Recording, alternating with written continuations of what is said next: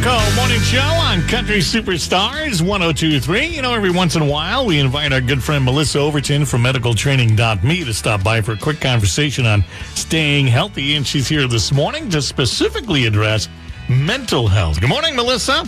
Good morning, Mike and Carly. Mental health is a huge topic on everyone's mind these days. Even the most resilient people are feeling the fatigue that comes with staying in a constant state of crisis. That's what I like to call fight or flight. Fight or flight. That's like a adrenaline response in an emergency, right? Like, doesn't that happen and then it just goes away? Yeah, that's the way we were designed. Is typically our emergency response system in our body allows us to get these energy surges in crisis. Like if you put your hand on a hot stove, you can feel it and quickly pull away. The fact is, though, that with the pandemic and all the stressors that have come with it, we have been in a prolonged sense of fight or flight, and this is tough on our mind, body, and spirit.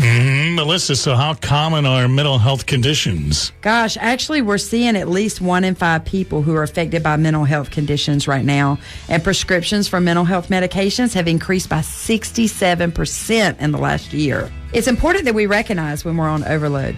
Signs may be fatigue or a shorter fuse on your tolerance for nonsense. Worries keeping you up at night can impact your concentration and productivity. It's happening to almost everyone. You know, there are some real misunderstandings and myths about mental health. So I want us to go and take a quiz from the CDC website. Sure, let's knock out a few of them. To answer the question, poor mental health increases the risk of long-lasting chronic physical conditions like heart disease or stroke or cancer or all of the above.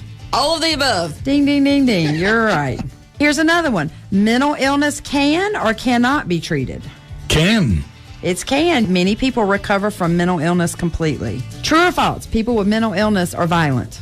False. Right. The vast majority of people with mental illnesses are no more likely to be violent than anyone else. In fact, people with mental illnesses are actually more likely to be the victims of violent crime than the general population. You can get further information on all of this from cdc.gov.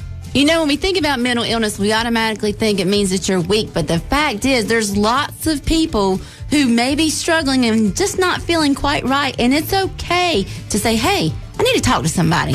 Everyone's dealing with this right now. I think we just have to take a moment to appreciate that everyone has been impacted with more stress and struggle with the unknown. Now more than ever, we have to work to keep our happy juices in our brain flowing. We need to get focused on getting adequate sleep and rest. We also need to lend a hand to our neighbors in need so we're not so self-focused. And for goodness sakes, we've got to give grace when other people set us off. Again, with all of this, when you need help, reach out for it. Melissa, our eyes are really open to how widespread mental illness is right now. What is a message that we can just share with someone? The first thing that's most important is to share the fact that you're not alone. Whether it's you that needs help or it's someone who's trusted you with this burden, there are a lot of resources out there. There are websites and hotlines. Locally, the Johnston County Health Department has a behavioral health division that allows walk-ins, no appointment needed, for people in crisis weekdays 8 to 5. For after-hours crisis emergencies, there's going to be information on the site of another group to call, or in crisis, go to the nearest emergency department to seek help. Don't be embarrassed to reach out. You can find this information on the Country Superstars Facebook page. You can find it on Melissa's Facebook page or at medicaltraining.me. The most important thing is to remember you are not alone. Everyone has or is still struggling on some level with all the chaos of the last year or two. Asking for or seeking help is not a sign of weakness. Today, it's easier than ever to seek help and to find the resources. You are not alone. Carly says you can get your joy back. Yep. Thank you, Melissa Overton with medicaltraining.me. Appreciate you coming in. Thank you, guys.